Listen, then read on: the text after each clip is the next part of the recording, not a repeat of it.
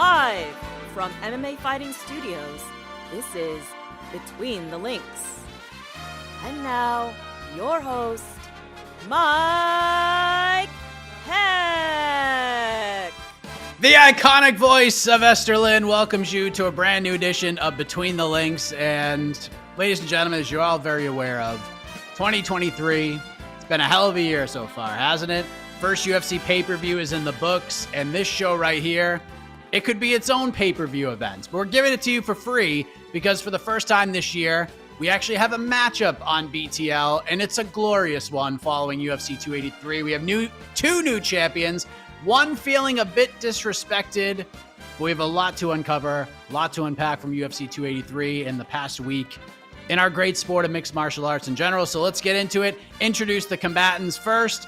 Let us welcome back in the exhibition king, Mr. No Gray Area, the co-host of No Bets Barred, the man behind Damn They Were Good, and he is the Woody Page of MMAfighting.com, Mr. Jed Meshew. Hello, Jed. Welcome back.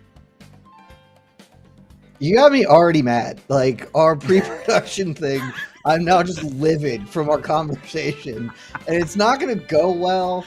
I'm going to say some things I'm not going to be happy about. People are going to be really mad at me today, and it's all y'all's fault for what we were just talking about. I'm happy to be here, guys. Yes, my master plan is coming together perfectly. And also joining us, and look, I could run down the resume, the list of accomplishments, awards, but we just don't have all day. But you know him from Morning Combat, CBS Sports Showtime. The man is everywhere. He is the bathroom stall fighting middleweight champion of the world, Brian Campbell. Hello, my friend. Welcome back to the program. Yeah, and MMA beat alumni. Okay, so get that right on my resume. Thank you very much. That's very true. From the old MMA beat. How we miss those days. But let's get into this. Let's start with another world champion, Jamahal Hill, because he defeats Glover Teixeira. It was the best performance of his career. It was a bell-to-bell masterpiece in the main event of UFC 283. It was one of those kinds of fights where Jamahal Hill winning was not surprising, but perhaps the way in which he did it, that left people a bit wide-eyed. I've compared it in a lot of ways to the Cody Garbrandt title win against Dominic Cruz, where he just leveled up in a big way. And listen, give this man his flowers. He went into enemy territory and produced an absolute beauty, Brian Campbell, did he not? Your reaction to Jamahal Hill's big title win this past Saturday in Brazil?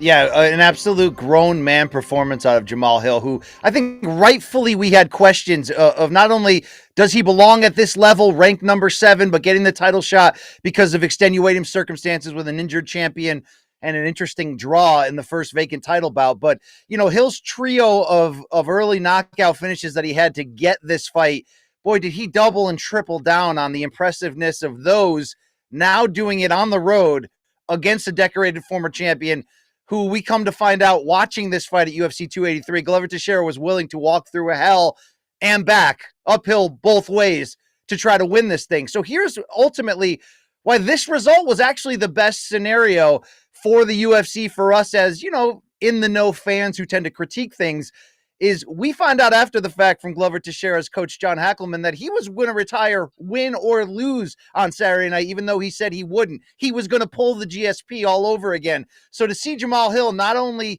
be a younger champion right in the midst of his prime who'd yet to break out, be forced to show that on this level how good he is, it was really the otherworldly cyborg, you know, caveman performance from Teixeira that forced Jamahal to show us every single thing he had under the hood. 5-round stamina, elite takedown defense, the ability to adapt, a great chin.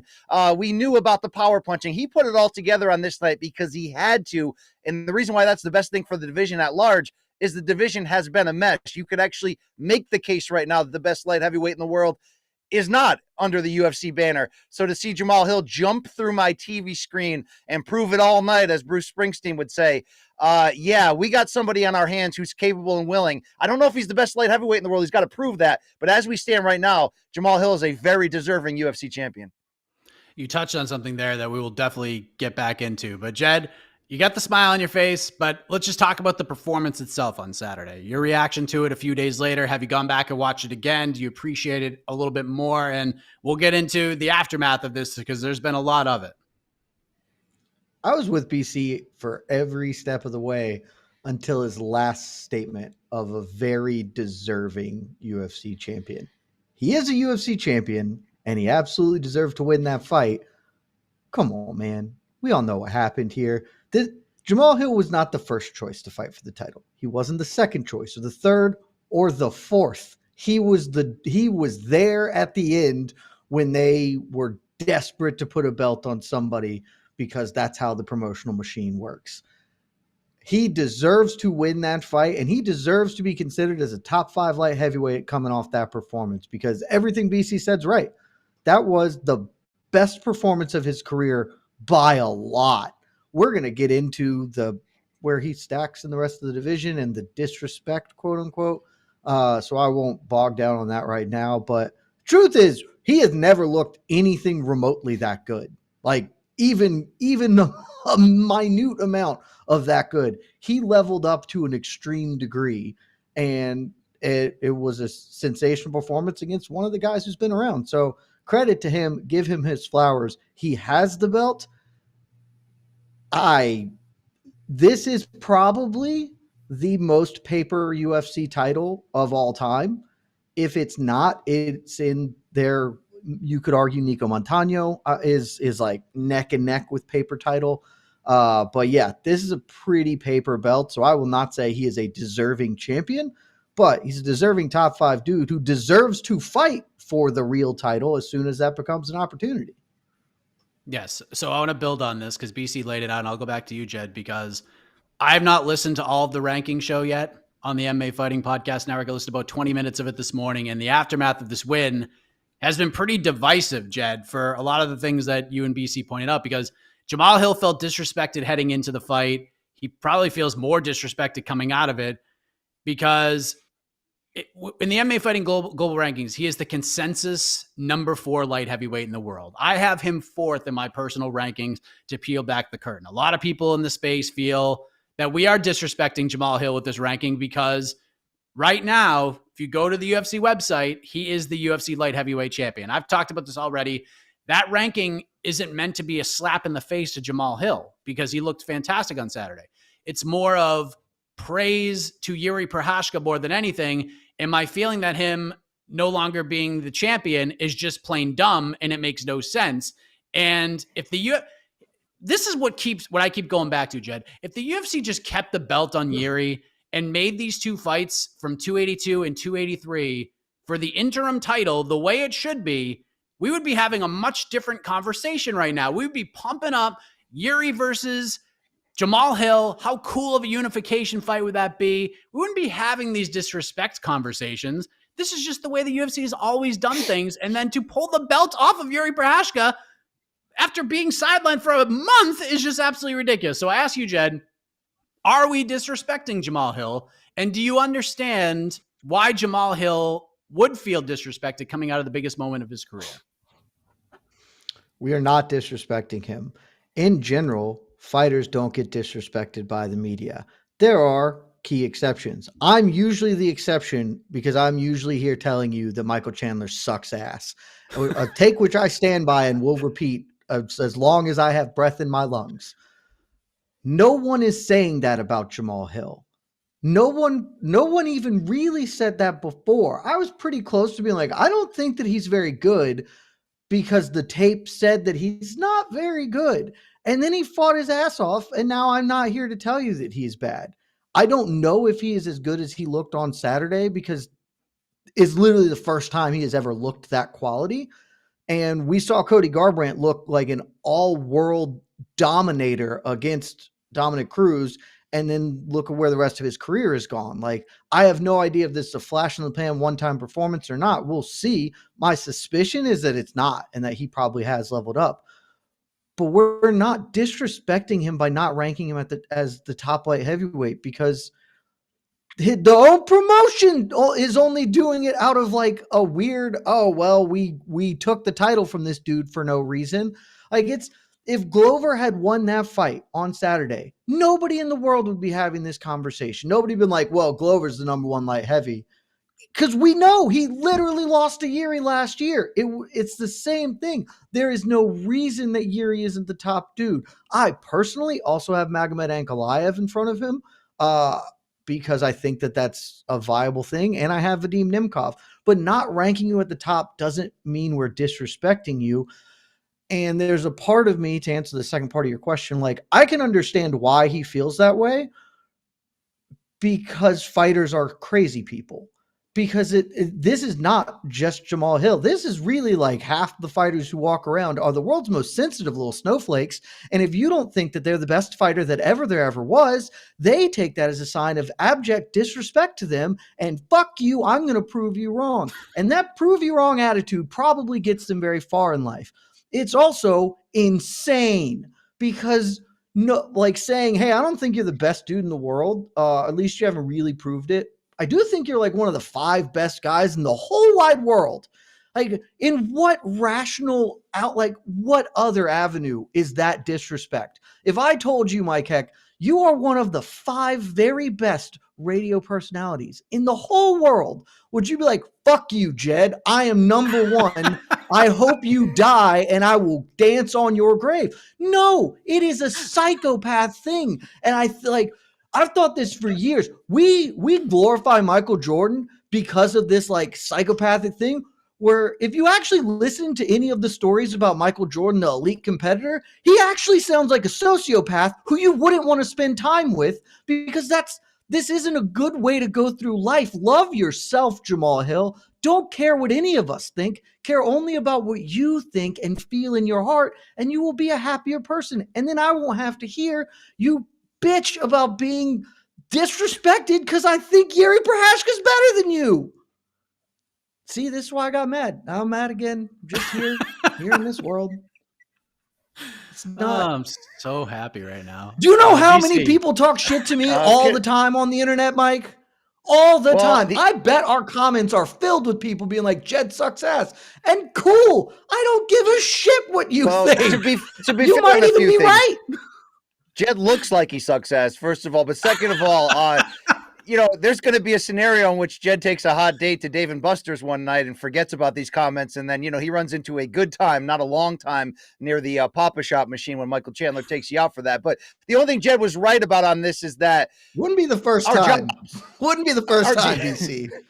Our jobs ultimately are to be, critics and to fill time and to give hot takes. So it's a natural divide that's going to come between fighter and media member. But here's what I'll say ultimately about the Jamahal Hill win and the disrespect.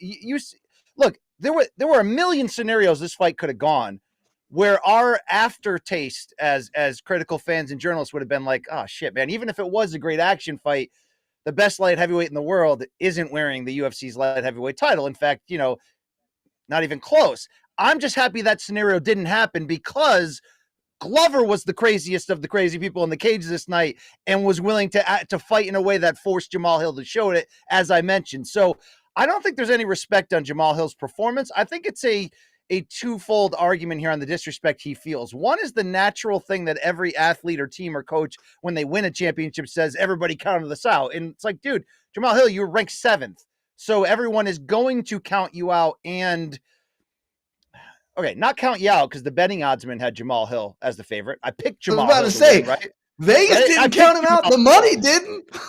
So there's no real disrespect there, but I think it's just the natural of like, any person, with a brain looking at the scenario and the hasty decisions UFC made to go from the Ankalaev Blachowicz decision, and like you mentioned, just keep business as usual. Oh, we got to pull this belt off this guy. We got to have another title fight no matter what.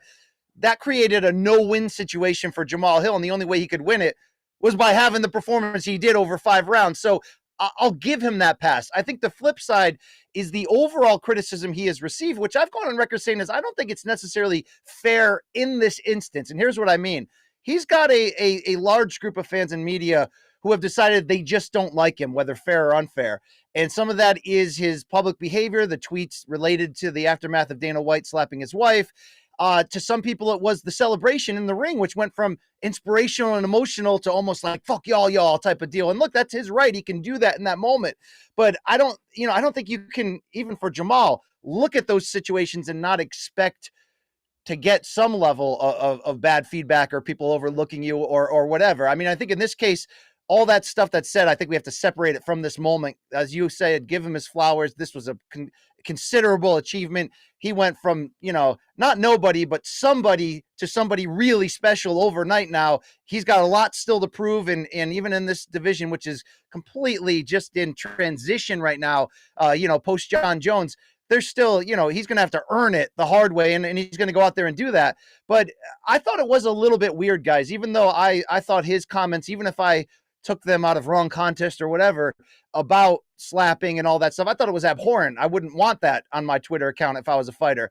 But I think people were using that distaste and just throwing as much negative to a certain degree at Jamahal. I saw a lot of media and fans, people being like, yeah, man, it's just cool that he won, great performance, but this guy sucks ass as a person. It's like, he might or he might not, I don't know. But to me, that's a little bit separate from the idea of, does he deserve to be called the real champion and not a paper one? And I think that performance, even with the messy situation, and it's fucking messy, let's be fair. Dude, he stood out that night. He earned everything. Come on. He earned a win. He earned a win over, I think I had Glover at the time ranked 3 or 4. I'm not here to take that away from him. And I'm not here to take the UFC title away from him. We talked about this on the ranking show. I'm just here to say that in the scheme of quality UFC belts, that's pretty low on the bar. Now, if he's as good as he was Saturday, like I said on the ranking show that he could legitimately offer John Jones problems. And I believe that, like actual John Jones, a light heavyweight. I think he offers Jiri real problems. He has a chance to do that.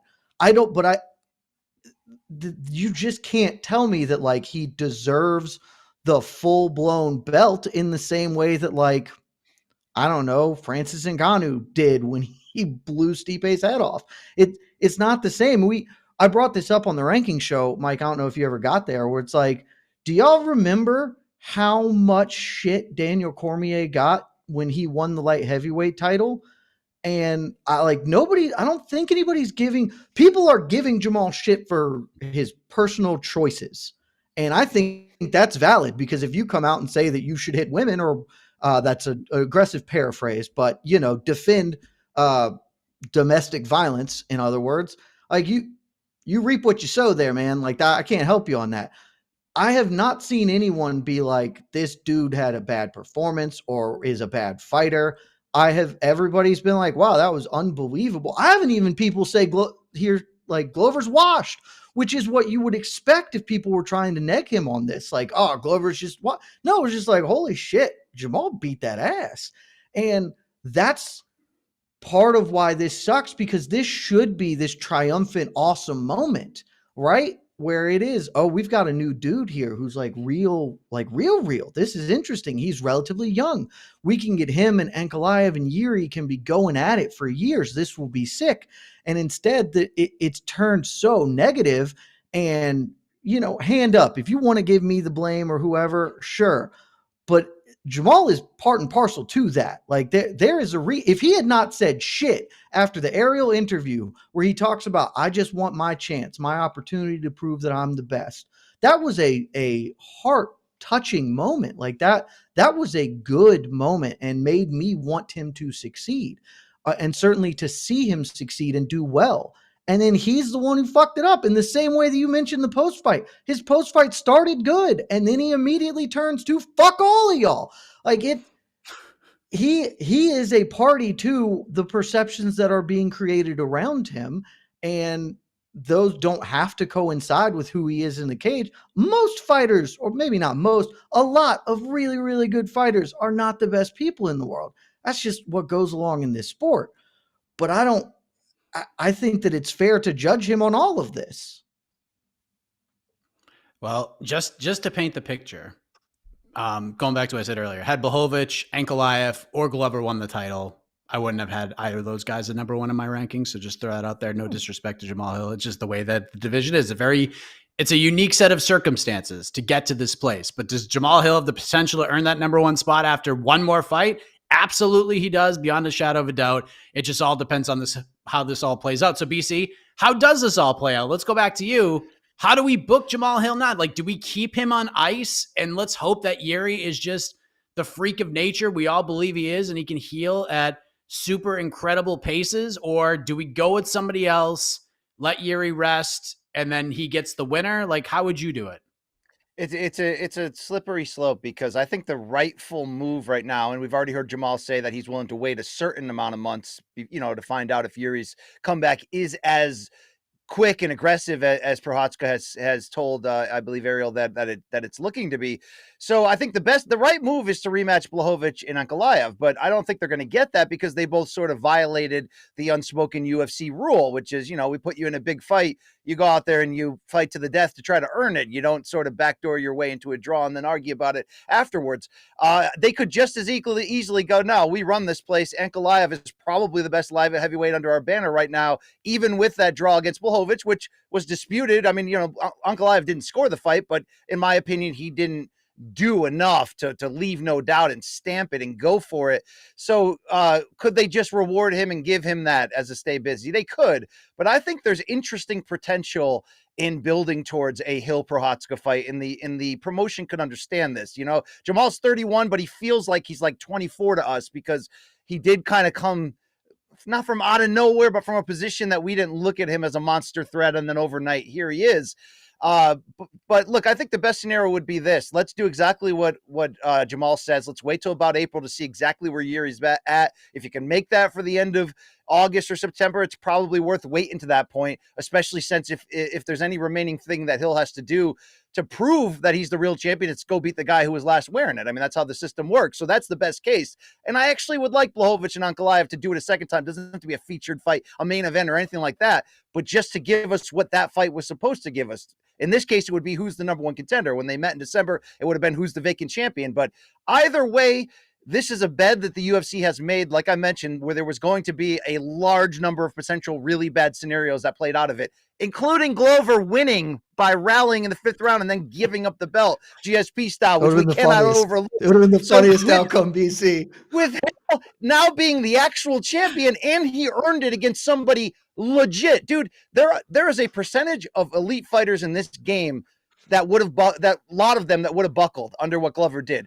Even in the 5th round, when I'm watching through my fingers, he took Hill down and went to full mount. It's like this could have been Anderson Silva versus Chael Sonnen all over again.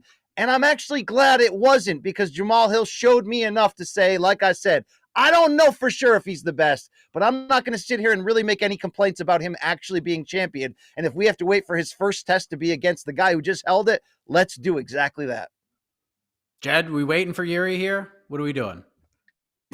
I just want to briefly say it would have been one of the funniest things that's ever happened in this sport if Glover had won the belt and then immediately retired and left it after all of the nonsense. It would have been just the biggest FU from Glover. I don't think that's what he would have intended it as, but that's certainly what the UFC would have taken it as, and I would have died laughing. I think there are two ways you can go about this. If I had my druthers, Jamahal Hill would fight. Not Jiri, just because as much as Jiri believes he has this aggressive plan to come back, etc., that's still a really long time away. And if he waits till April and then we see what's going on, and maybe Yuri's like, cool, I'm on track, but then something gets offset or whatever, like things can happen on that big, long, extended timeline. So I would just prefer just have him fight. And again, I think it should just be Magomed Ankalaev because I think he's the best light heavyweight on roster. I think the UFC thinks that, which is why they were so adamant about him getting the title shot at 282 or whatever. And I know the Jan thing it's a tough pill to swallow, but you just do it because that's what's happened. That's what I would say do. But I don't think that's what's going to happen. I think they probably are going to wait for Jiri. And look, there's one really simple way to tie this all together.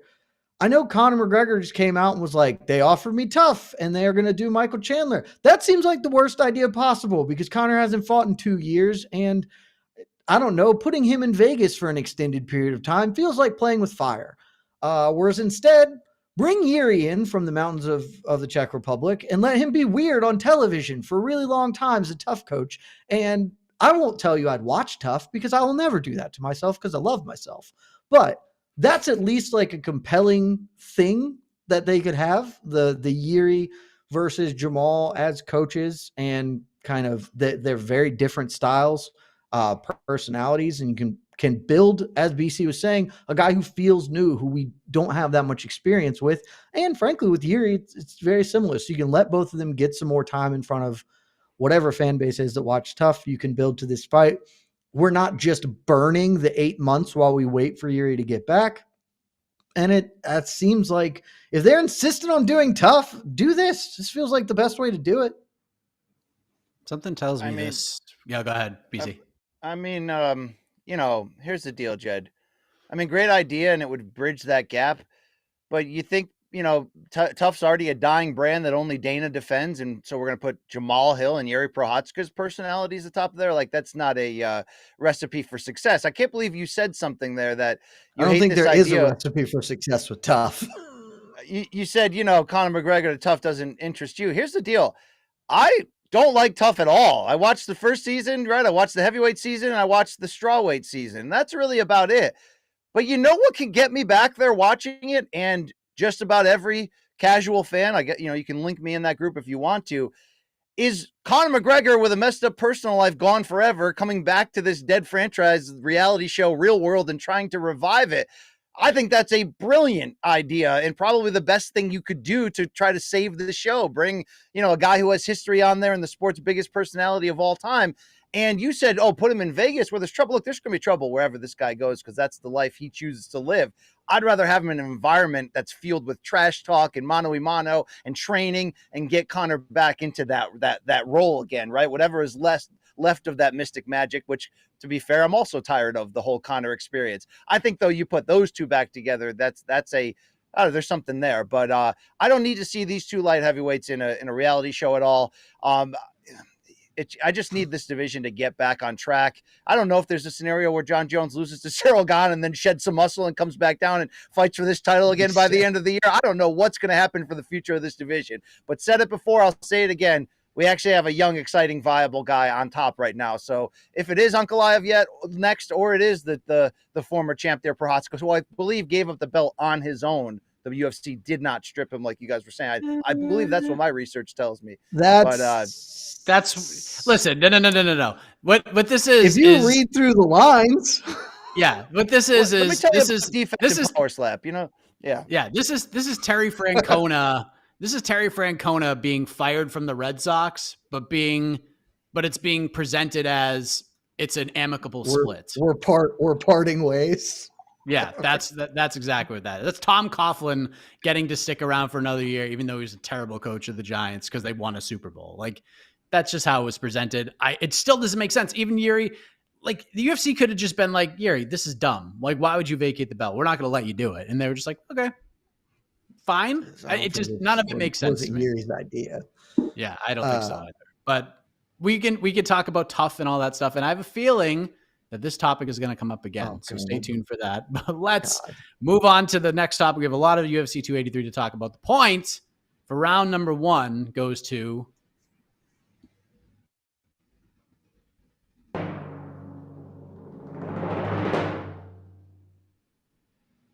Jed Meshew, 1-0. I mean, he was in a very happy mood before.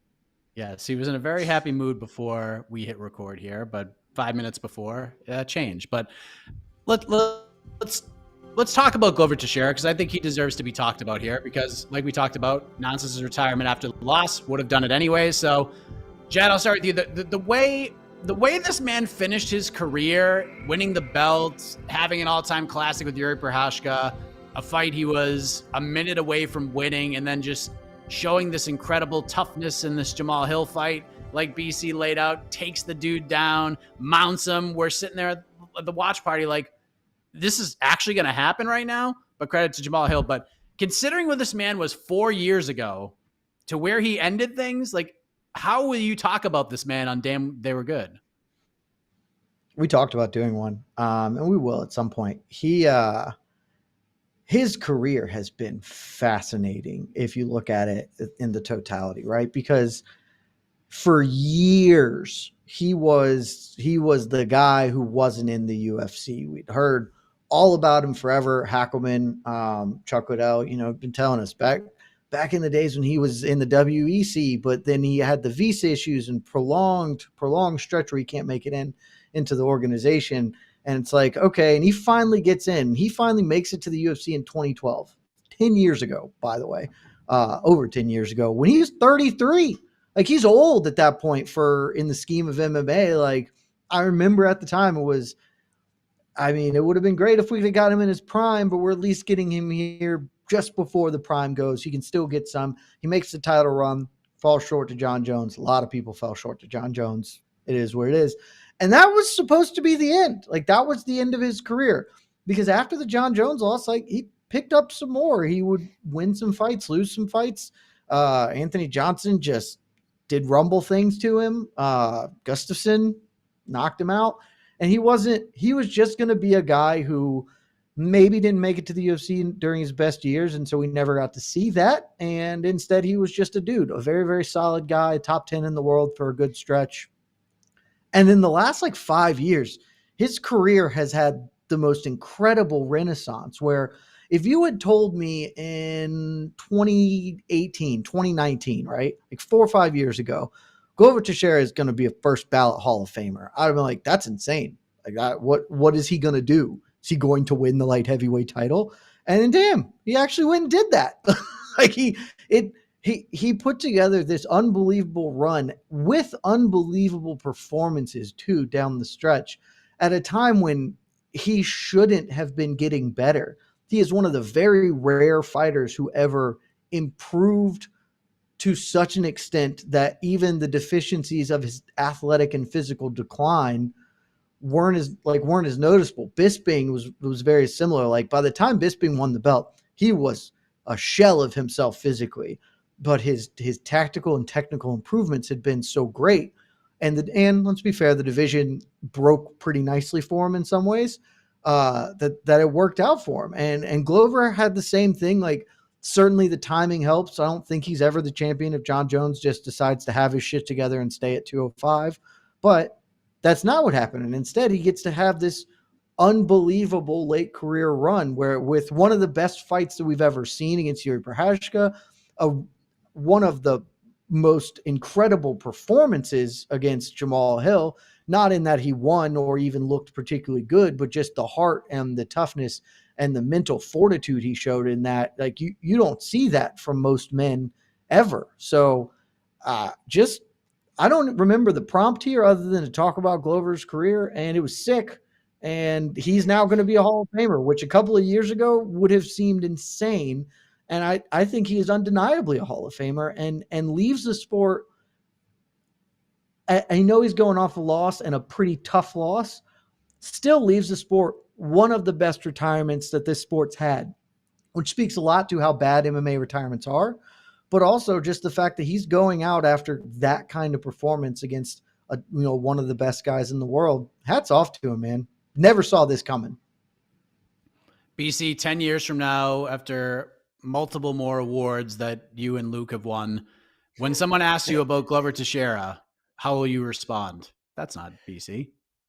That is George and Jed right there. To me, he ended up being like the Brazilian Randy Couture. Like, Randy Couture's not Captain America. He isn't like this. He doesn't become an action movie star without doing things in his supposed twilight that you thought were impossible in the most grassroots, organic way possible. Now, I say organic without seeing anyone's blood test. I think you get my point right there. But the reason why I make that comparison is because Randy, to us of a certain age, is like a Paul Bunyan type, legacy to him that supersedes the accomplishments in the 2 division champion. Now, I mean, it goes hand in hand at the same time, but the Glover thing is interesting is that the late run in the championship allowed him inclusion with those of his contemporaries, the legends from Brazil that started in Pride, although his path was different, he's around the same age as Shogun, who went away on the same night. Legends who went through Pride, just had an inhumane level of chin and mental toughness and focus. But, he didn't accomplish the same thing as those guys across the board, Vanderlei, Big Nog, Shogun, Anderson, whatever. He gets inclusion in that group because he finally became a UFC champion and because this twilight was so productive on such a high level, but he has his own unique legacy within that is literally like the coolest legacy you can have. It's not just that, we didn't see all this coming. It's like, how many guys' careers end for injury or their chin falls apart or they just physically get too old? A lot. But you do wonder how many guys just get to a certain point where they don't want it anymore, or they're not willing to work as hard or harder than they ever did. Glover is like that rare good things happen to good people, especially in this awful current MMA, news headline climate that we're in. But it's also what happens if you try your absolute hardest for as long as you possibly can and you want it like you've never wanted it before, and you're suddenly getting better. He's getting more dangerous because, as you mentioned, like Bisping, it's the experience. It's like when the experience catches up with the physical, usually the physical falls apart quick. He was able to hold that together for a stretch where it's like his last two fights were spectacular defeats. You know what I mean? Like one in which he got submitted by a non-jiu-jitsu practitioner when he just collapsed in exhaustion. Yet the purity of the heart that he showed in those two fights, those were arguably the two biggest wins of his career. Not even counting the upset, victory over Blachowicz, which was just one-way traffic and went his way, storybook ending. These last two performances showed you that he not only still had it, he may have been more dangerous and a better all-around threat and just altogether more incredible in this last two fight stretch than he ever was in any other point in his career. Who peaks like that at that age on the way out, right? I mean, maybe Randy Couture. So I like that, although Glover's never going to beat Big Nog and all those guys for the amount of combined championships and names that they beat, he's got his own unique tag on him for being the ultimate guy's guy, the nicest guy in the room, but also the toughest and the coolest. And that's exactly who he's been. And I actually love, the way he went out. It was a freaking Rocky story. It was the ending of Rocky 1. Spoiler alert. No, Rocky doesn't win, but he wins. You know what I'm saying? Glover won this. He figured out how to beat this game in his own exact way. And maybe him, winning in a dramatic fifth round victory and then putting the belt down in the middle of the cage would have been the ultimate, move. But I'll take what I got from Glover, as a consolation. 100%. Well said. And the beauty of this all is that he's still going to be around. He's got Alex Pereira still winning titles and maybe going up and fighting for a second one if things fall in such strange ways. And he's coaching a whole other generation of fighters in New England that just always seem to win when Glover is in their corner. So the man's going to be around for a long time. He's a tremendous ambassador for the sport. And we have obviously we'll continue to see Glover Teixeira at UFC events in the future, just no longer as a fighter. And much respect to Glover Teixeira. What a career that man had. So let us move on. Well said by both guys. It's almost unfair to give a point here, but we have to do it. So the point for round 2 goes to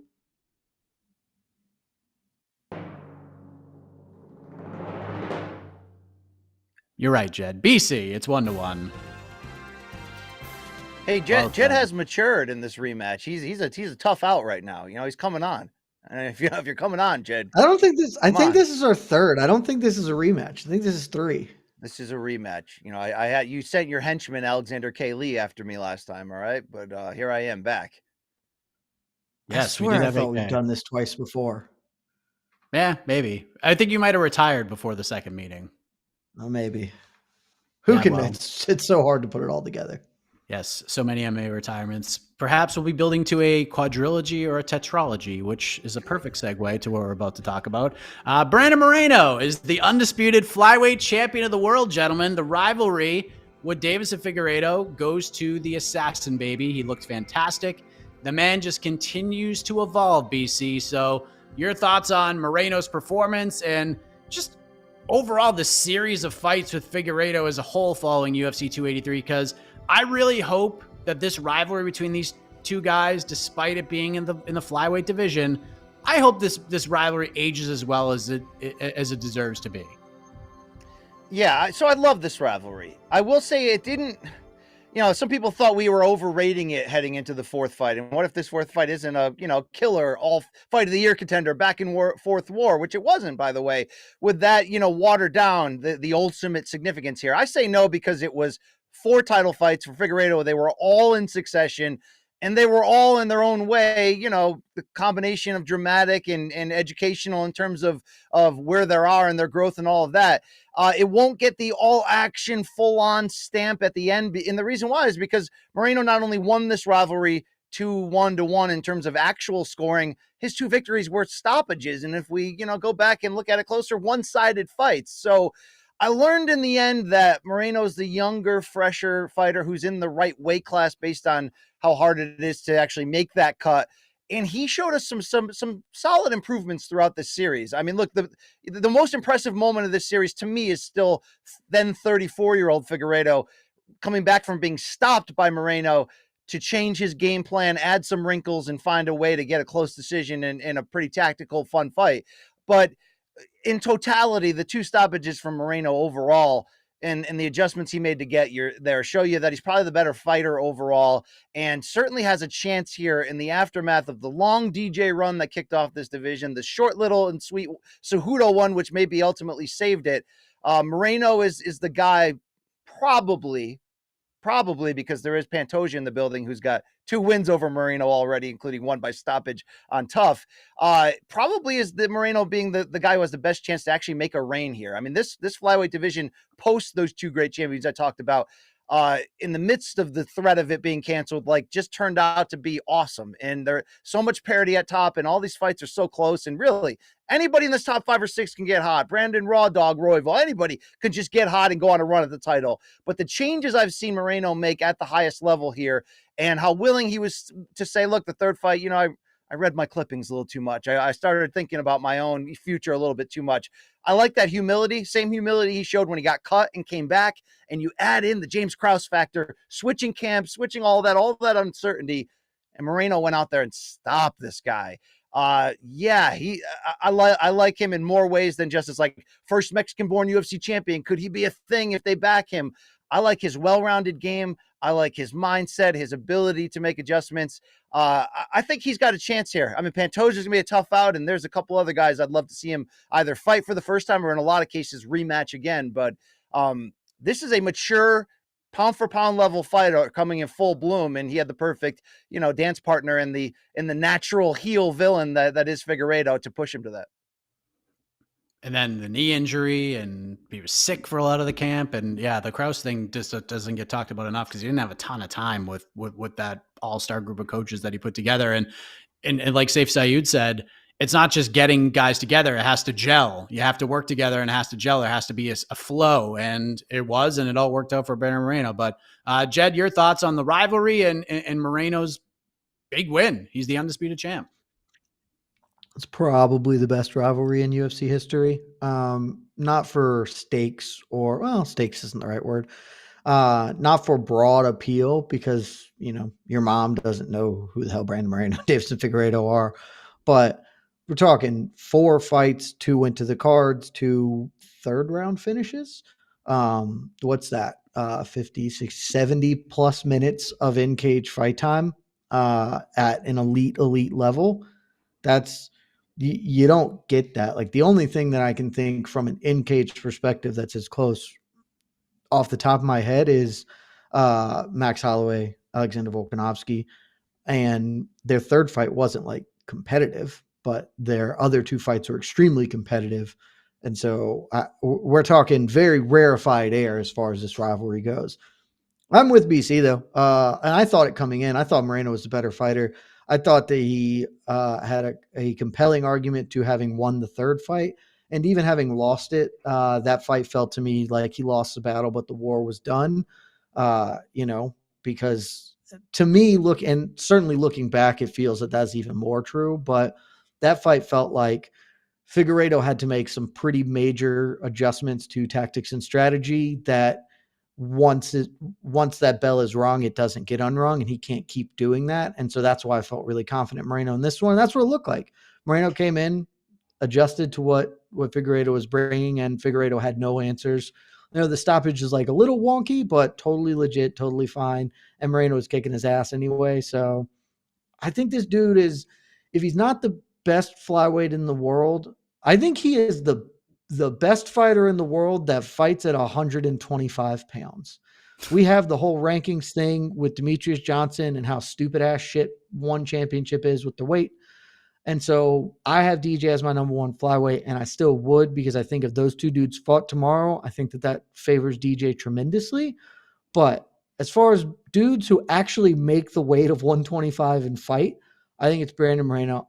And I think that he is going to really start to solidify his career legacy in the upcoming fights. I think he is going to put the wood to Ali Pants. And I like Pantoja, but I think Moreno is just, he is ascending right now to being that dude. That fight's going to be fun as hell. And then we can get, I don't know, Manel Kopp is coming on strong. Mateus Nicolau coming on strong. Like some rising contenders. Flyweight is sneaky fun, but I think this is Moreno's division for the next year and a half, until, and maybe even past it, Muhammad Makayev, if he ever decides to get mean and want to actually hurt people instead of gently cuddle them for 15 minutes at a time, he can be a very serious threat to Moreno. But until then, I really like Moreno's chances against the rest of the dudes in this division. And some of those fights are just going to be incredible barn burners to watch. Yeah, but you can't confidently say, I could see him still with the belt in 2 years. He's going to have that chance to prove it. Does he have the well-rounded skill? Yeah, but dude, I mean, he's going to have to hear from Kai Kara France again, who was beating him before that. I'll say it right now, BC. Confidently say it. What do you want to bet? I mean, maybe he's lucky Askarov's not coming through that door a second time. Do you know what I'm saying? Maybe in that regard. And I'm not here to at all shit on this rivalry, because I'm the guy after the third fight heading into the fourth that was like, no, folks, really, this is one of the best rivalries in history. But I don't think the fourth fight did anything to improve that reputation where it was at through 3 fights. And I think because of that, it'll get talked about. But I hear you going, this is like the best rivalry, I think, in UFC history. Well, except for if you click on this box and this box and this box and this box and this box on the subhead to remove some elements of it. I mean, it's not, it's not better than Jones Cormier from a feeling standpoint. It's not better than Nate versus Conor from an anything standpoint. It's not better than Frankie versus freaking who I'm talking about. Gray. The guy. Gray Maynard. The guy. Gray Maynard. Thank you very much. The damn bully. This is better than all of those from a technical standpoint, not from a vibe, certainly not from an energy or vibes, but from like what they like, the actual fights. Maybe DC Cormier, maybe not. Those two fights were really something to behold, but this is better than any of those from like their fights. And Matt Hughes had a bunch together too. I mean, there's been some great rivalries. I want to just say at the end of the day that this 4-pack is unique in its own right and was pretty damn cool. But it didn't do what it had the opportunity to do. And I know that at the end of the day, Jed, you understand that. You recognize that. Do you mean like it didn't elevate them because they're small men and no one can elevate flyweight beyond a certain level? It didn't. Like I'm genuinely asking. I don't know what you mean. Didn't do what of this rivalry. I think we needed to have a competitive fourth one for this rivalry to really be in that conversation of best. And I think you were a little too haphazard to say, well, this might be the best, I'm strictly talking if I have to rewatch their fights, those are 4 pretty solid, fun fights to watch. I'm willing to agree. I am happy we didn't get a great fight though, because I know a lot of people were like, I'll watch them fight 100 times. I didn't want a 5th. Like it would have been okay. But if that was a good fight, we're just going to get a 5th. Figgy's not going to move up to 135. We're just going to do this forever. And I want to see Pantoja get his shot. I do too. And Figgy is the ultimate badass, but like it's roulette every time he was trying to hit on that scale. And I don't see anyone could say any differently. You're either going to get 75% of him and 75% of him might be able to win that title, or you're going to get a guy who's, affected by that because I mean, he looked dead with his shirt off Wednesday of fight week. He 1,000% did. My problem is that I think 75% chance to win a title is better than 100% chance to get thumped up at bantamweight because Figgy ain't gonna have a good time moving up a weight class, man. I mean, it'll be a short time. It's just gonna be problems. Yeah, unless he gets Cody Garbrandt, I'm standing here. I'm a man asking the MMA gods, give us Figgy Garbrandt. I know Garbrandt's fighting some dude. They talked about doing it at 125. Just make that one be his debut. I don't care if Garbrandt wins or loses, frankly. That's the debut fight. It will be incredible. Do you agree with that, BC, or do you have a different idea for Figgy at 135? No, it's actually becoming difficult I don't want to say it's becoming difficult to disagree with Jed Meshew, because I don't know if that's really a true statement, but it's becoming more difficult to stand at times so aggressively on the other side of the field against him, because he's the trailer park version of a gas station me, so that might sound like an insult, but I'm looping myself in there. I mean, this we may have drinking the same water in different areas of the country growing up, Mike Heck. Okay. So, good. Congratulations. You I found love somebody who I can look across from with the Spider-Man meme and go, yeah, I've seen that energy before. And I kind of like it. You know what I mean? Yeah. I love the 2 degrees of separation. The trailer park version of a gas station me. Not just one of those. I'm not gas station BC. The trailer park version of gas station BC. That's amazing. I'm the 3-day-old roller dog at the gas station, not the fresh one. Well, let's see how this next topic will motivate the two of you guys is this new tandem, because I mean, I do want to touch on Gilbert Burns. Great win for Johnny Walker, great win for Jessica Andrade. And while Andrade looked phenomenal, the story in the aftermath has been about Lauren Murphy clapping back at everybody who chastising her corner for not stopping that fight. Obviously, Lauren Murphy took a lot of damage. The craziest stat to me that I saw was that she took like 30 less significant head strikes over those 3 rounds than Zhang Wei Li and Ioane and Jacek took combined in their first fight over 5 rounds, which is friggin' insane. But BC, Lauren defending her corner. We've seen it many times before. That's what fighters do. But this has become a big topic since Saturday. What have you thought of this? Especially like her reaction, her just getting after everybody on Twitter about this. It's like a lot of times we have to pick how aggressively we're going to react to somebody's reaction, and then it just further on down the chain, and then everyone comments on your YouTube clip and says, you're a cancel culture leader and all that. But in this case, it's like I give her a pass because it was emotional afterwards, and she felt like a lot of parts of her foundation were being questioned, but I think she got it all wrong. I mean, her argument and response was ultimately like, I am tough. We know you're tough. No, that's the point. We know you might be like Glover, too tough for his own good. Only obviously the difference, and you mentioned those punch stat comparisons, which really, show you it. This wasn't a competitive fight at all. And Glover actually looked like he was 1 punch away at times from like winning that thing. And that was a title fight. And he has a history of not just fighting through craziness, but being a finisher, a two-way finisher, if you want to say it. Whereas that's just not, her history. So I was surprised how quickly this discussion died when we last had it after Pennington versus Nunes, and that was a different scenario altogether too. Not just because it was a title fight, but because the fighter was the one asking out, and the corner wouldn't listen, which is a rough spot to be in. But no, she's completely wrong and off here, and I do like. It's tough because in boxing and MMA and combat sports at the highest level in general, I think the direction is going in the right direction of. Power slap notwithstanding, of trying the best to marginalize the rules just enough to make more room for safety. And, you see boxing matches stop before a 10 count in a lot of situations where the referee just makes an instant decision. And in this case, there's just no history of her winning, and she's not even defending these at all besides her face. There's nothing to gain here. And it's, and I get that the more we talk about that, the more instances that pop up. It's going to be like, at some point fighting won't be fighting anymore because it'll be too sanitized and you can't sanitize it. So there is a line, but I think we need to get past this sort of like old school caveman, cavewoman way of thinking that there's, some type of moral victory in really physically bad losses like this. You're always going to have that argument for the title fight, or I even tried to make the case for Calvin Kattar that's his title fight, ABC against Holloway. So in the 5th round, are you hoping there's a chance he could put something together? Even that's a different scenario than this fight. The only thing I thought that she mentioned when she said double standard, that I do wonder, I said this in Morning Combat, if we don't have this discussion enough, do we have some type of natural bias, double standard, where when we see a female getting beat up, in a match, that we're quicker to want to jump in?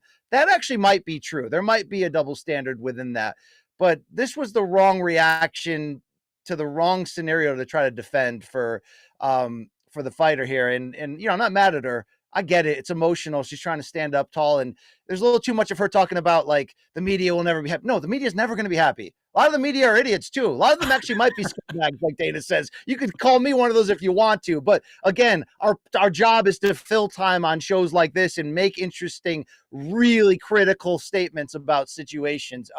You can't be looking at the media as your, as your applause meter or your motivation either. I mean, I guess you could use negative stuff as motivation, but that's not the battle you want. Like, go talk to your corner over whether that was the right call. That's probably the better conversation to have right now. Jed, your thoughts, because the take I consistently continue to hear is her corner deserves all the blame. The referee deserves none. And I don't necessarily agree with that, because I actually think the referee deserves some blame here. I think he has to have the wherewithal to understand what is happening.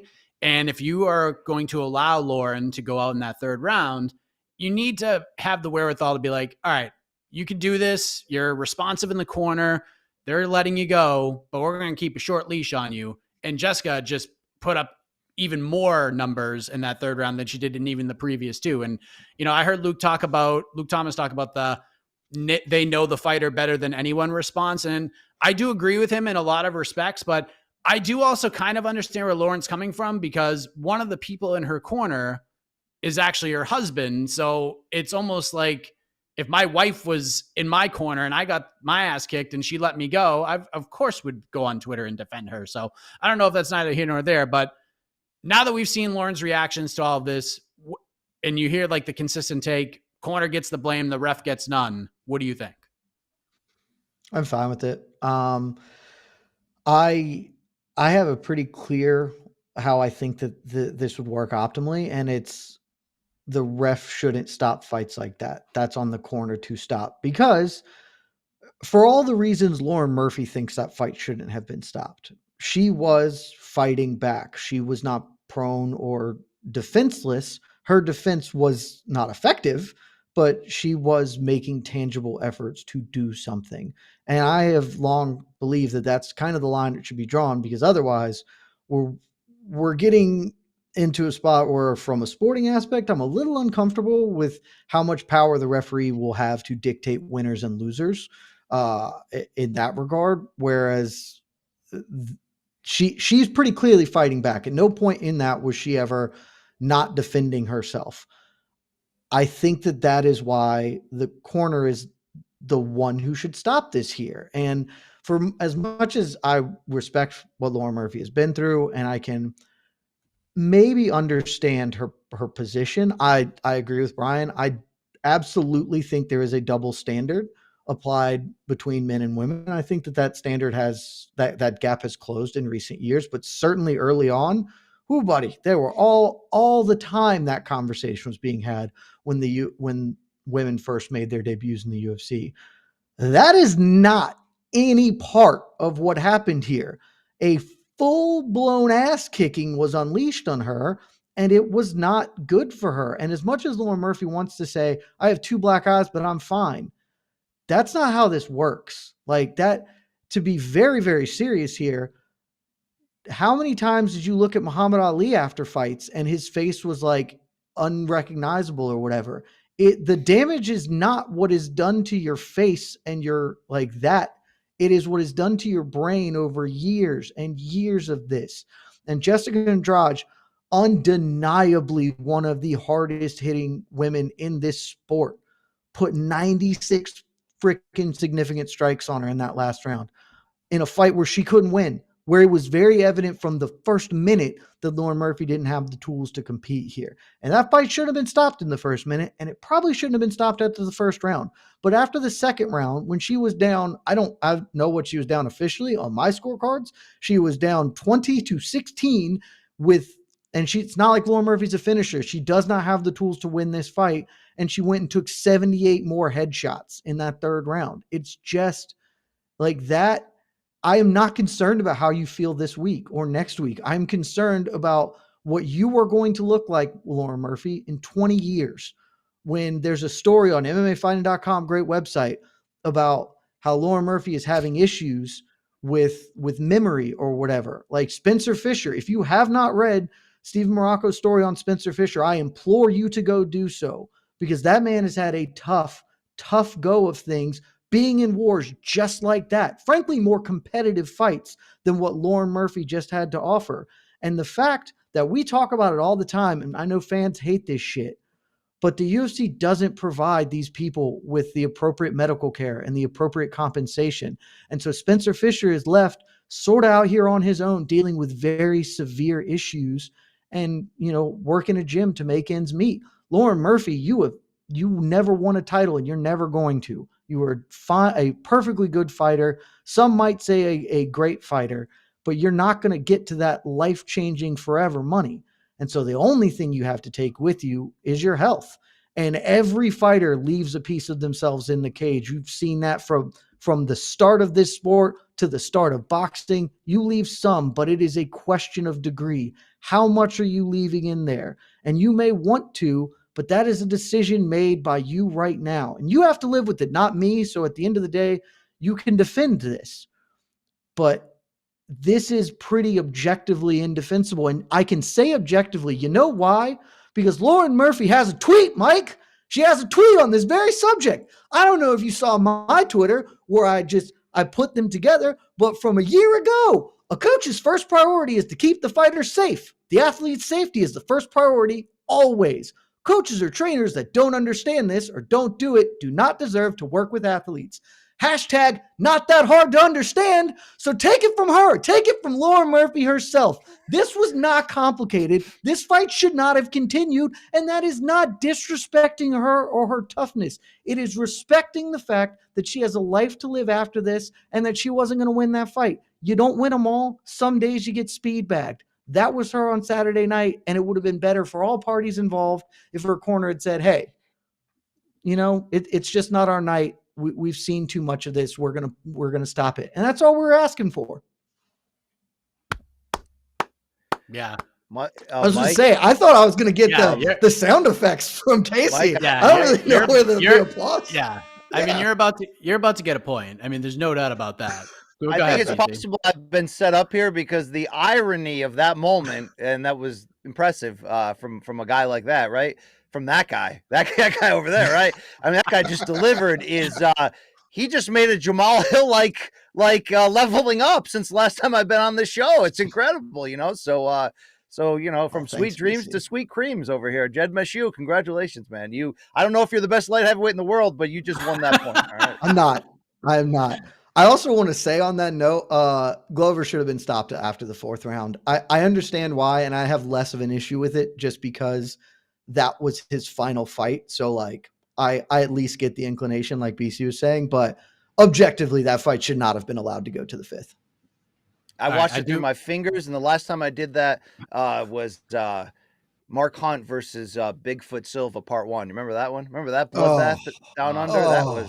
That was the last round of that. I was like, oh my God, that was Fight was brutal. It was brutal. I do want to end 283 talk on more of a positive note. So real quick, rapid fire. BC, I'll start with you. Outside of the main storylines, who was UFC 283's sixth player award winner? Who was the low-key MVP?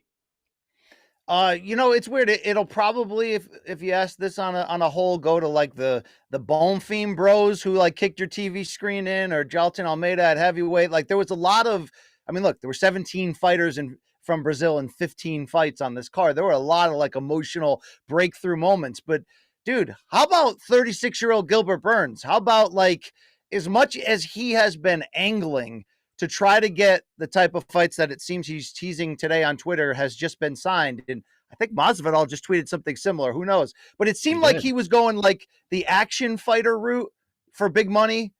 But this performance over Neil Magny and the way he did it, first of all, it was almost Chimaev-like. And second of all, dude, he's still in this welterweight title discussion, in a big way. So whether he does get Colby next or Masvidal, which I could connect the dots and say that maybe he gets Bilal next, I don't know. But no one thought he was washed or was. Look, there's not enough truthers out there that he deserved a decision against Hamzat, right? There's not even enough people saying that. we knew he still had it, but I think there was a belief that he was entering into, okay, let me be my own Michael Chandler right now. Let me cash some big checks and make some action fights. But if he commits to his ground strength, he got in love with the knockout because he became so well-rounded, and he did knock down the champ Usman in the first round of his title fight. Don't forget that. But if he goes back to being that dude whose main goal is to get you to the ground, when you look at the players out there, he could still win this thing. And I don't know if I thought that coming in, right? Like that performance, that woke me the hell up in terms of what's still under the tank. We always know he's willing, right? But like, that was another gear I didn't expect in this matchup, even with him as like a minus 550 favorite. Yeah, much like you said, Jamahal Hill needed to do exactly what he did on Saturday night. I feel like Gilbert needed to do exactly what he did on Saturday night, and he did exactly that. So, Jed, is it Gilbert Burns for you, or is it somebody else? Gilbert Burns, maybe he's finally convinced me that he's good, which I have for years just been opposed to. Not that he's not good, but that he was like a top 15-ish lightweight, so why would he be a top 3 welterweight? It just didn't track. That was just a world-class ass kicking. But no, like, look, come on, man. Like, I love Gilbert Burns. I do agree with BC. He actually still has a shot to win this whole damn thing and have that sort of late career title win that is monumental. But there's one dude who was the topic of our ranking show, and one dude who has barnstormed the heavyweight / catchweight 220 division, cruiserweight, Jailton Almeida. Look, everyone expected him to do this, and that's fine. He still went and did it against a top 15-ish dude. And we've seen, like, I'm not here to tell you Shamil Abdurakhimov is like the best fighter ever. We've seen him get beat. We've seen him get comprehensively beat.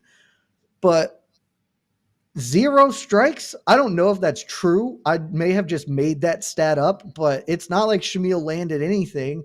And every time the level raises on Almeida, he still just looks unbelievable. Like, there are people who work in this industry and have worked for years in our Slack channel saying that Jailton Almeida is that, like, will win the heavyweight belt as soon as he gets the opportunity. And not jokingly, like, just believing that in their bones. This dude is a rocket ship right now. And I think at some point he's going to get checked. But for the time being, he is on a Khamzat Chimaev level of hype. And it's like, he's easily the story for me of the undercard, certainly. It's a great pick. We're not even going to go through the theatrics of the third round point because we already know where it's going. Jed just gave everybody chills with that Lauren Murphy thing. So we'll go right into round 4. We'll go to some news and notes. We'll rifle through a few of these and see where we go. So, BC, I want to start with you because you mentioned you've been on the show before. And I don't know if it was the first time or the second time, but it was right after the Salt Lake City card where Luke Rockhold fought Paulo Costa and then retired from the sport. And you gave, one of the greatest pats on the back to Luke Rockhold that he's probably ever received in his career. And then right here, back on your next appearance, we find out Luke Rockhold is not retired anymore. And in fact, he convinced the UFC to release him outright from his contract. So your reaction to not only Luke Rockhold unannouncing his retirement, but now he's a free agent and he can go fight anywhere and anybody. So it's interesting. Sexy name, the idea that there still could be something of some level left in that tank, but I needed to end up, like, it's weird. If you, even after he retired after that crazy fight with Costa and the blood and everything there, if you would have said, oh, he's just going to come back in a few months, do you think that's a good idea?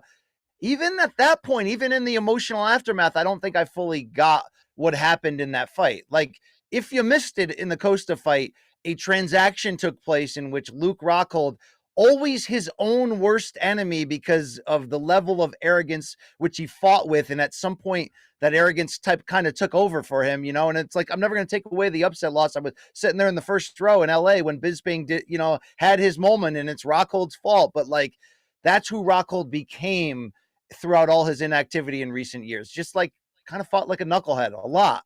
And it in ways that overtook how skilled he actually is and how little he actually has fought throughout his 30s. So there's some idea, is there really some potential juice left if he wants to do it?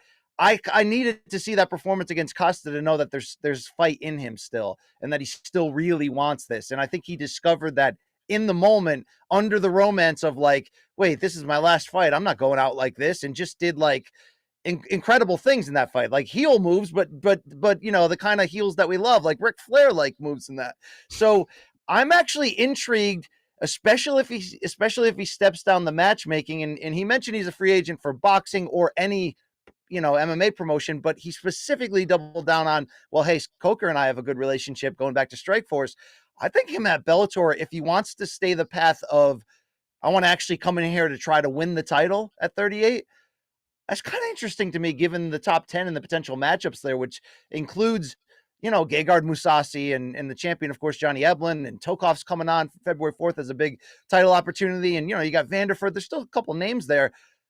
I kind of feel like he could make a run there. It could kind of be interesting. And I know that's not always what Bellator wants to be seen as, giving, you know, UFC fighters on the way out this potential to have another time under the light. But as long as he can rein in the things that led to his undoing in that final run of his career, including the Blachowicz fight, which he looked actually physically incredible at 205 and just kind of, you know, leaves his chin out there, leaves his guard down in ways that are unexplainable.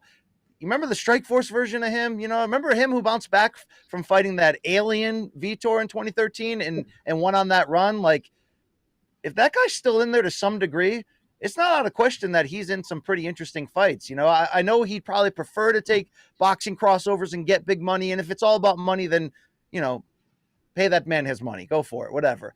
But if he still wants to fight, I could see him winning this Bellator middleweight title, or at least having a shot to, and I'd be intrigued on the journey there. And I'm from a guy who you know, did the love hate cycle a few times with this guy, because Rockhold's him unbearable a lot of the times, to be fair. But man, I'm always intoxicated by his talent. And I think he's got the eye of the tiger again, for whatever that's worth. I don't know if that and 75 cents will still get you a cup of coffee, but I saw something in that Costa fight, and Jed, I think you felt it too. I know the things you feel, and they're weird, dude. They're real weird. Yeah, your search history is a mess. I know it is, bro. But you know, that's fine. That's cool, right? It's you know, it's who you are. I hate that me and BC are so alike. Because he said a lot of things I agree with, Mike. I don't think that Rockhold has the juice anymore. But my assumption is that he left whatever he had in the cage with the Costa fight. The Costa fight was, I am so upset. I have been really upset at MMA fighting on very few occasions. One of them was the year that Max Holloway was fighter of the year because he beat Jose Aldo twice. And he only won that because one rogue panelist didn't like give Demetrius Johnson any credit at all, despite two big wins, and that being the flying mighty armbar or whatever. That had me very upset for a long time. As you can see, I can still recall it. I was incredibly disappointed that Rockhold Costa did not make our fight of the year list. That I was, in fact, the only person who put it in their fight of the year rankings this year, or for 2022, because that fight was magical. It was, there have been a million MMA fights in my 20 years of fandom or whatever. I have never seen one where a guy is just hopelessly fighting his demons and father time. And that's what it was, of him just being like, I don't have it, and I will not go quietly into that good night. So I will rub blood on you and yell, fuck you, while I kick just fruitlessly. It was the most incredible fight. And the fact that we didn't give it any love, it's going to hurt me for a long time. But the fact is, I think that was probably whatever Rockhold has left to offer. I have to assume that he left it all right there, thinking that that was the final frame of his career. Sure, he's done this. And this feels a lot like a cash grab, which, you know, good for him. It's going to be a real tough scene to watch him get left hooked into unconsciousness by Jake Paul. But I think Jake Paul can throw a left hook, and Luke Rockhold has shown nothing in his whole career that says he can defend one. So that's probably how that's going to go eventually. But if he goes to Bellator, like BC, I will have an odd fascination. because this isn't the best dude in the world, like by any stretch. He is not a Glover Teixeira level of good guy, but part of him is fascinating when he's not revolting, in that some of the stuff he has done in a cage is unparalleled. Like, I stand by this. I actually firmly believe he is the most incredible top position grappler I've ever seen compete in the sport, because like Islam and Habib and their ilk were we all know, we don't have to go into that. Watch every second Luke Rockhold had on top of somebody.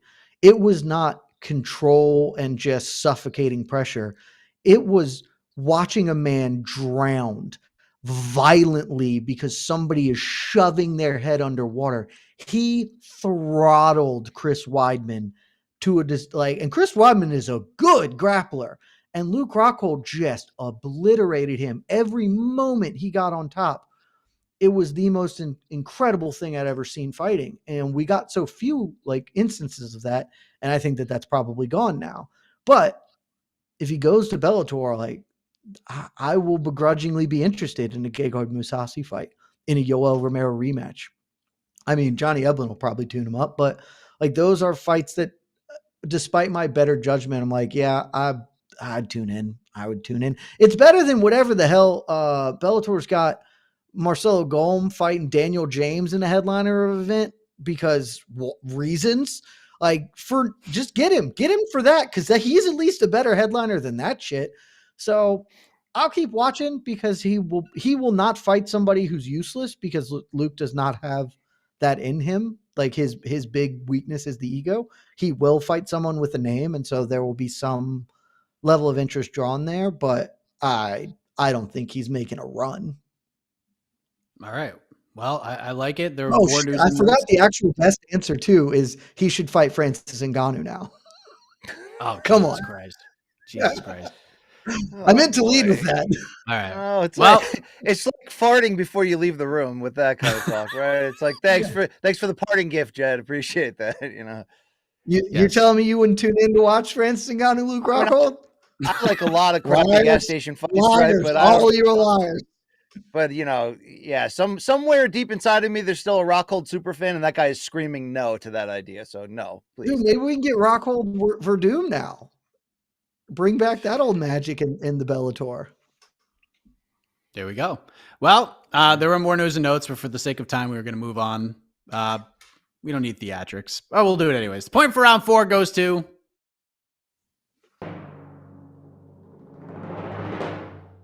BC, because although I love Jed's answer, when you say we're too much alike, when there's compliments being thrown around before you give yours, that's usually not a good sign. It's usually a sign of a 10-9 round. Oh, I thought you were giving it to him because he didn't offer a sanctioned murder of Ngannou. Yeah, that too. I mean, there are many reasons I gave it to BC, but I'm trying to be nice here. But that means we're going to the knockout round. We haven't done one in a while, but here's how it's going to work. Same question for both gentlemen. We touched on this a little earlier. Each competitor will have 1 minute to answer. Once we do that, we'll turn it over to the peeps. You will judge, you will vote, and then we will announce the winner. So, Jed, prerogative, what are we doing? I'll go first, sure. Okay. Well, you already kind of touched on this. Conor McGregor posted to Instagram he has been asked to coach the next season of The Ultimate Fighter in lieu of a potential comeback. So in 60 seconds or less, Jed, will Conor's presence be enough to get you to watch? I think you already touched on that. And if you had the bookmaking decision, who would be the opposing coach? We could just go with that. Who would be the opposing coach for Conor McGregor if you had the book? 1 minute on the clock. Go. I mean, look, there's nothing that's going to make me watch Tough. So just to get that out of the way. Ooh, good music drop as I start. Look, the answer is Michael Chandler. And if there is anyone who could maybe get me to watch that dynamic, I don't think I'd tune in, but I'd peruse Twitter to see like what the highlight drop is from Composer or whatever, something that happened between those two, because bombastic personalities, certainly. And I think especially if you tell Michael Chandler, hey, you're finally getting the Conor fight and you're going to have a whole bunch of time to really try and build this He's going to yell a lot because that's what he likes to do. He loves to get very enthusiastic and yell and straight to the top or see you at the top, whatever it is. He'll do that. And that's it. Like, who else could you even put in there? Because Conor shouldn't fight anyone good. So you have to let him fight someone who sucks, like Michael Chandler. And he probably still won't even win that fight, frankly, but it will be compelling and it'll get people like BC to tune in. Okay. Seems like Michael that got Michael I mean, Chandler's all the goodwill too. All the Jed goodwill just spilled all over us here at the end of the show. This is great. All right. Yep. He was setting the table for disaster. So BC, is it Chandler? Is it Habib? I mean, there's a number of names. We can think outside the box here. So 1 minute on the clock. I mean, if we didn't already know that Islam's fighting Volkanovski next, I could have made the Islam argument to try to get Habib involved, but he's not. Jed picked the worst possible option for the UFC in Chandler. Obviously, that fight would be badass and be incredible to watch, but Conor has a great chance to get knocked out in that fight. So if you're the UFC, I think you still have to do some level of protection to him in the matchmaking unless somebody's a big enough star where it makes the gamble worth it. If it's Jorge Masvidal, who again just tweeted out, whether he's talking about Gilbert's tweet or Conor's, that there's big news coming, it may just scratch all the boxes. Conor's probably going to lose that fight, but it may scratch all the boxes. It also could get Conor a baby face in the eyes of the fans again, potentially, from that standpoint, which I think does lead to better sales and more dollars, even though Conor is largely a villain a lot of the times and lives in that polarizing center. But those two aren't even the best answers, though, altogether. Neither is Tony Ferguson, which is probably the best version of the Donald Cerrone fight if they wanted to do it again. I don't think Conor versus Tony really works from a tough sell standpoint, but you're telling me tough is going to be involved and you want to put Conor in a big fight that can do monster ratings, but also give him a big chance to win and also potentially present him as a legitimate babyface again?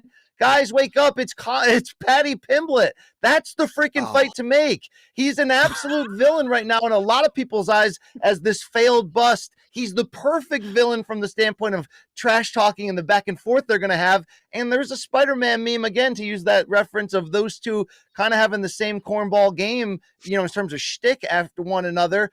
This is a fight that's very winnable for Conor, could completely put him over. I don't think it would destroy Paddy, who there's already questions about his top end. If UFC has made a lot, especially pre-ESPN deal, a lot of shrewd moves matchmaking. I love to bring up the bad ones, Hendo Bisping too, right? Even though it was actually a fun fight to watch, but you get my point. This is old school promoting. If they did Conor versus Paddy next in a pay-per-view main event, in Europe, and oh, by the way, do a Ultimate Fighter season with that, everybody wins in that scenario. Everybody does. That's old school promoting, but they don't need to promote pay-per-views like that anymore because of the ESPN deal, as we know. So, things have changed a bit. I just want to say, I thought you were going to do it, BC. I want to thank you, BC, because I didn't think it was possible to change time, but that was the longest minute in the history of minutes. And I appreciate that. Jed, I will give you an extra 30 seconds to rebut. I saw your face. I don't know if that was I thought you were going to do it, BC. I was so ready to be like, give him all of the votes. I thought you were going to say the one that we wanted. Sure, the Paddy, that's not a terrible idea, but I think my mind will explode if those two dudes have to be on a television screen that I may or may not be forced to watch. If you want to get, you talked about old school promotion, baby, there's one out there. There's a rivalry that transcends the courtrooms and a good old fashioned bad blood, former best friends. Bring back Artem Lobov, baby. Let's go. The GOAT. Boy. How about he has to fight Danis and Lobov on the same night? All right, how about that? I would do that. I will tell you right now, if the UFC makes Artem Lobov an opposing coach with Conor McGregor, I will watch every episode of Tough, and I will say nothing bad about that program ever again. It would be incredible content. Wow. So I hope these none of us are coming Diaz, in by the way. None of us said Nate Diaz. Yeah, that's a good one. That'd be a good one. But he just left, so I don't know if he would come right back. Maybe if they did like a year and a half from now, some potential, but I don't think it would happen that quickly. So, all right. Well, so the votes are tabulating. Some other news and notes. We were going to maybe talk about Tyson Fury, Francis Ngannou, that rivalry sort of heating back up, if you want to even call it that. Dan Hooker versus Jalen Turner, UFC 285 on March 4th. That's a big ass fight, and Dan Hooker is just such a G for taking that one, because that's probably not going to go great for him, or maybe it will. I don't know. They're really bad for him. Looks like April 8th. It's not done yet, despite some calling it fake news. It ain't fake news, folks. Aljamain Sterling, Henry Cejudo being targeted for UFC 287. Obviously, some hurdles to leap over in terms of Sterling's bicep injury and the recovery. But that is what the UFC wants, ladies and gentlemen, per multiple sources with knowledge of the plans. So those are some other news and notes. So I'm just trying to fill time, because I can't give any sort of broadcast schedule for us, because there's no UFC card this weekend. There's no Bellator card this weekend. And if this is next week, I could fill that time while the votes come in with that stuff. So, Casey, let's bring you in. Do we have enough votes? Are we good to go? Can we announce a winner? We are good to go. Okay. We have a Who winner. wins?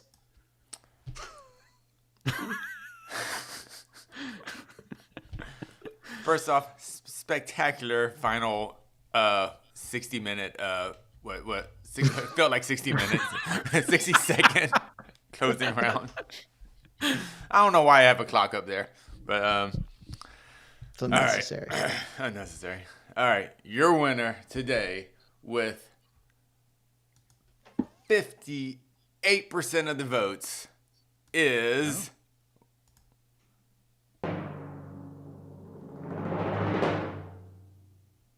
and still undefeated, Mr. Brian Campbell. BC gets it done. Another award. Another trophy, another championship. I don't even know. We have like 87 champions at BTL right now without an undisputed one. But BC making his case, the Jamahal Hill of Between the Links. Any final thoughts? You get 30 seconds to say whatever you want. You can plug your stuff, whatever you want. I'd like to dance on Jed's grave here, but, out of respect for that guy, I had to earn this one. I had to fight for it. I didn't think it was, necessarily coming my way at certain points in here. But, I come from an award-winning show, so if you watch Morning Combat, anything's possible like this, right? Go, as Yoel said. But shout out to Jed. He put up a good defense in return. But, us MK boys are a little bit different, though, okay? I mean, can you get Luke Thomas on this show? I don't know. He's largely angry all the time. But, talk about a pay-per-view, Meshu versus Thomas. I'm here for that one, okay? Would be the angriest BTL of all time. Yep. This is, if I can use my time to promote that, there you go right there.